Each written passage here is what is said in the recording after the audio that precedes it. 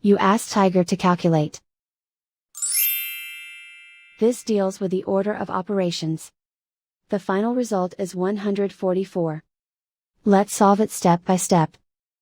Simplify exponents and square roots. -4 to the power of 2 equals 16.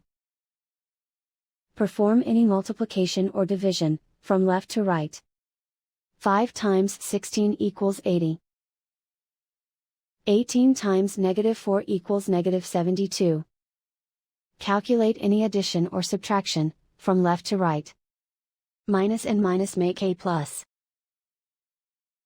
80 plus 72 equals 152. 152 minus 8 equals 144. And so the final result is 144.